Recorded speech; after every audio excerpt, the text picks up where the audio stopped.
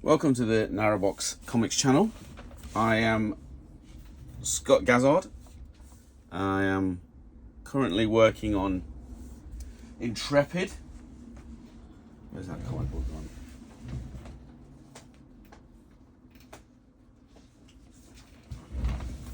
My book Intrepid. This is my reference copy for when I'm working. So, just a little bit about me. I released Intrepid earlier in this year. I think it was around March. I can't remember right now. It was my first ever published comic book, published by Narrabox Comics, and it's an independent company that I set up. And I'm slowly building up. So at the minute there's just the two of us working together. Well, not working together. The structure of the company is two people. I pretty much do everything. Then on the accounts and finances side, we've got somebody working on that side as well. And I work in an office. I work with my wife. We've got another business as well that we run together, because we have to pay the bills while you're building up a comic company. And yeah, and that's basically the structure of my life. I mean, when you're an artist, you do this stuff not because you want to, but because you have to. And that is definitely something that I've been feeling in the past few years. The idea that comics is in me. I've always wanted to make comics. I've always wanted to be a comic book artist, but part of me just didn't believe that something like that was worth pursuing, and it didn't have any practical real world value, which is, I'm quite a practical person, so that was quite a difficult idea for me to think that way, that this is something that's kind of silly and I should have grown out of it. But over the years I've realized that this is my calling, for lack of a better word, and that's why I feel like I have to make a go of it. And also I just see that it's very important to a younger generation to have healthy, virtuous, heroic characters early on in your life. If you look at it this way, the people that you have who raise you are the ones that you get your basic skills from, but the people that inspire you are the ones that will spur you on to greatness. And a lot of people from working class backgrounds, they don't have access to world-class mentors, or they don't have family members who can have their own businesses that they can just simply introduce loved ones to key people that will offer that insight and that experience. More often than not, if you live on a council estate like I did, the most successful people you'll meet are criminals. Most of the people that live on that estate will know that they're criminals, and it's just kind of a generally accepted thing, that your drug dealers are probably the most inspirational figures in your community, and that is just a very sad indictment of the way that this country has been run. And yeah, that's why I feel it's critically important that we understand this about the modern world we live in. It's very important to understand that if you're gonna inspire and people who need to change and grow, they're gonna need to start seeing some of that change, for lack of a better word. And I think this is part of the problem. So I've kind of believed that what I'm doing has got practical merit now, and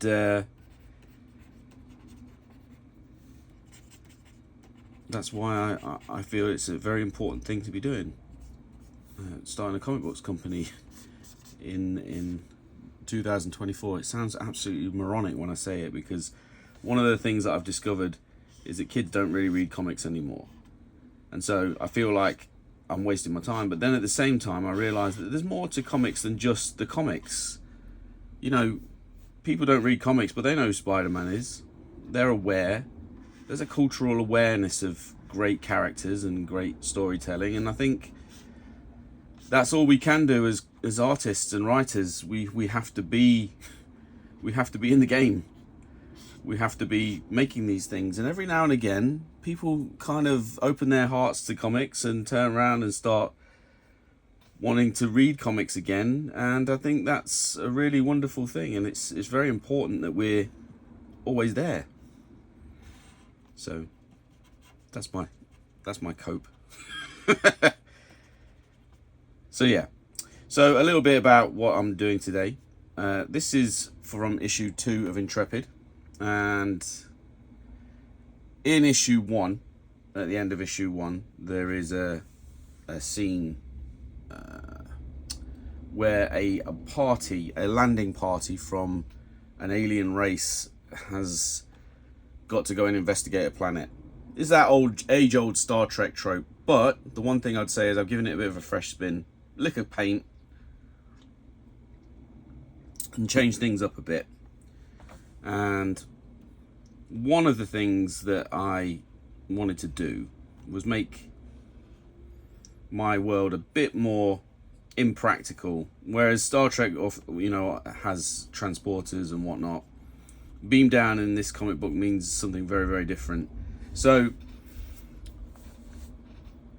as they approach the planet's surface, they see that a massive defensive system has been activated to keep them off the planet, and that system is a destructive wave of nano machines. And it's quite hard to, because obviously they're small, so I've had to, in this panel here, I've had to zoom in and kind of highlight the individual particles. And it's one of those things I've really tried to do that using blurs to kind of indicate that we're zoomed in, but it's quite difficult to do. I often find it when artists do this with comic books traditionally, you often end up in a situation where you're not quite sure of the sizes. So originally this panel wasn't here, but I thought that between this panel, the top panel, and the bottom panel, there was a very there was lack of information about sizing. So what I've tried to do is I've tried to use blurs and Gaussian blurs and motion blurs to kind of indicate that you are zoomed in, much like a TV show would. And that's what I love about making comics in this era. You can actually copy a lot of the movie making techniques, and that's one of the things of my style, because I'm also a storyboard artist for the entertainment industry. So I've only just started in that as a profession, but I've been practicing in that skill for years, because I've been told, it's something that you should do practically. It's a great way to earn money. But most of the time I've done it for independent film productions, and there's not a great deal of money in those. So, I like to say I've got my name on things, and that's great. So anyway, that's why I feel like it's important that to do creator-owned comics. So yeah, Intrepid is my creator-owned comic. I'm not doing it for... Narrabox is going to be an entirely different type of comic book company. It's not going to be...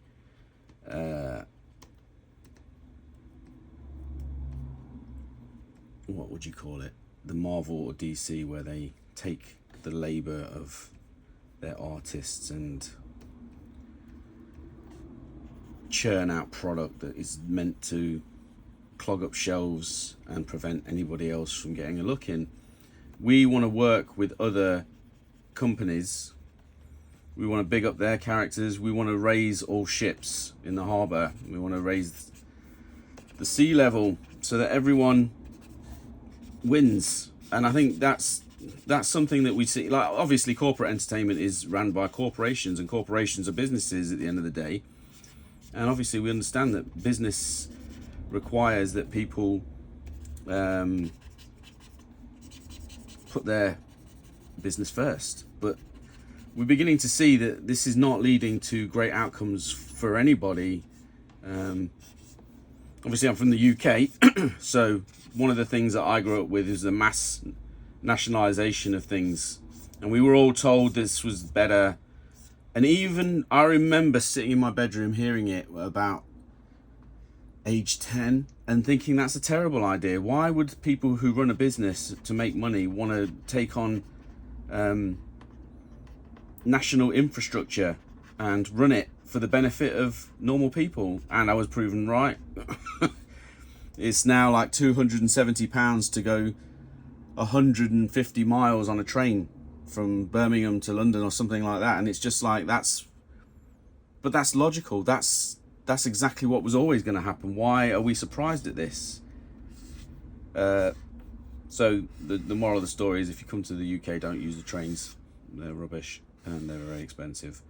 But the other side of it is that is a failing of purpose. You know that a company is there to make money. A comics company like Marvel is a corporate ran business. Its goals not to make money. They didn't acquire Marvel for the money that it was going to make. They acquired it for the cultural relevance that it has, the cachet that it has in the comics industry, and the fact that they have a complete stranglehold on that industry. And Marvel was a failed business in all but the strictest sense. When I was younger, in my younger days, working for Marvel seemed like an impossibility purely because Marvel looked like it was going down. And so when it finally turned it around, we weren't surprised, because we as fans knew that Marvel had a lot going for it, and it relied a lot on the goodwill of fans now. But now that it's a Disney brand, I have absolutely no love for that former comics company whatsoever, because I feel let down by them.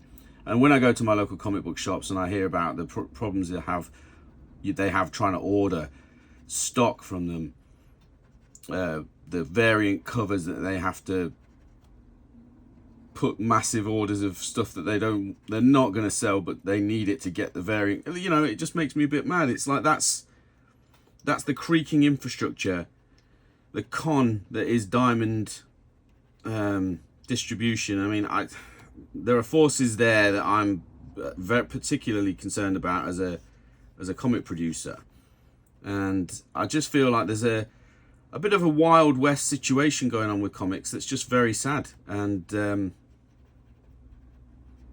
yeah, it's just not great. It's not very conducive to a better industry. So when I set up Narrabox, I guess I was being a little bit naive. I mean, I've discovered quite quickly how hard it is to do what I'm trying to do. Most people love Disney, Marvel stuff. Kids flock to the Star Wars stands at the Comic-Cons, and manga is eating all the market share at the moment, and I can see a time when Marvel will be purely pumping out manga.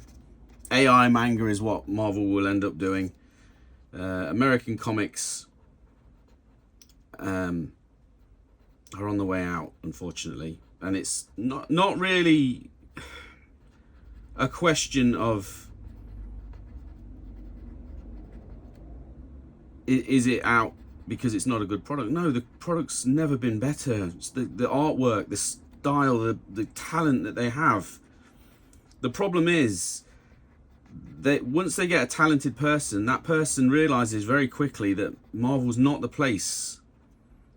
If you want to build a career, Marvel isn't the place to do it anymore. I say Marvel, I'm not even mentioning DC, because yeah, DC are, again, similar to Marvel. They're these windows don't line up.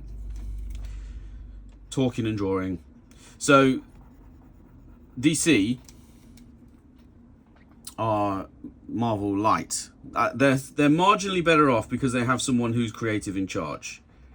Jim Lee is a great artist, and he has a lot of detractors, but at the same time, he's a very practical man. and he has proven himself in the comics industry, and he has a genuine love for the art form. But I would say he's in it for himself. He's got 9 kids.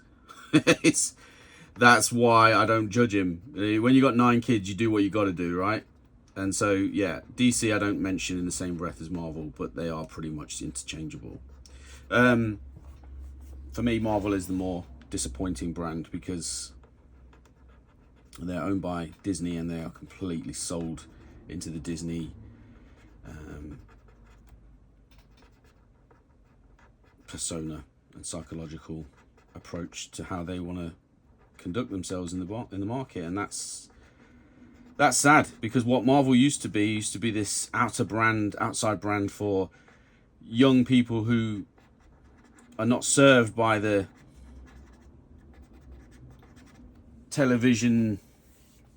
cable television network broadcasters. They had to find their entertainment in the places that were specifically for them, niches that they carved out for themselves, direct sales in the comic book stores and the little grimy underground places where they bought their comics.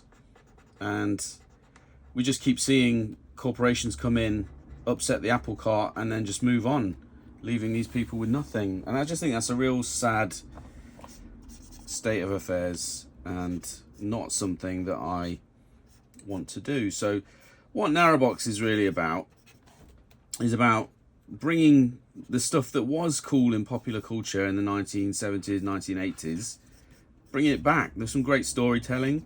You know, we're not expecting to change the entire world. We don't think that that's something that's going to happen. But the one thing that we would say is that manga does a lot right. What we're trying to do is put our own stamp, our own spin, our own format on these things so that we have a British way of doing. I mean, that's it. We're a British company, so we want to do it the British way. And obviously, there are some great British comics companies that we had historically. That's a bit weird. And they've all fallen a bit by the wayside. But when you look at some of the British stuff, we had the opportunity to become a market like the bande dessinée market in France and Belgium, and it's just like what happened. That market's worth nearly the same as the US comics market, and it's wildly successful. It's got people who go to see it all the time, go to normal bookshops to buy comics. You can buy comics in the Carrefours, and they've got massive sections all over supermarkets and things. It's ubiquitous. You want to buy a comic? There's a comic for you. You want to buy a comic that's been going for 30 years? Yeah, it's there for you. And I think this is the issue. It's Marvel and DC have maintained the direct market, but now they're moving away, trying to move away from it, trying to make comics ubiquitous again. But at the same time, that they're doing it by tanking the independents. At the same time as they're moving away, their entire goal is to be the only players in this new area. And Narrabox is not going to do that. We're not doing that, because comics as a medium requires readers, and readers will only read if there's many varied titles to read. Of course, you get people who go and buy Marvel. They go buy Marvel, they go buy their normal books that they get. But the issue is, the reason that they're doing that is because they've been programmed to. But whilst they're in the comic book shop, they will often buy the first issue of lots of things. Teenage Mutant Ninja Turtles changed the game for independent comic books. It made it, this is a diamond that could be in the rough. And the speculator market in comics is something that I'm not that fond of, but it is there, it's real. So it's very important that you honour what people actually want. As much as I don't personally like it, is something that I understand that my customers will want. So we do offer speculative things like variant covers and stuff, but we do not tie them to buying numbers of books. If a retailer wants a variant cover, they just have to pay a little bit more for the variant cover. That's the way we do it. If they only want the variant cover, well, that's that's another issue to come across. At the moment, we just have a standard print run of comics that we have, and we're going to print a smaller number of variant covers, and then you just charge more for the cover, and then the retailers can decide what retail price to put on it. It just puts the control back in the retailers' hands. This is what we're trying to do anyway. But again, there's so much to do, and I'm just one man, and I can't. I mean, the person doing the books is not getting involved in the sales aspect, so I kind of got to find ways to get this all done.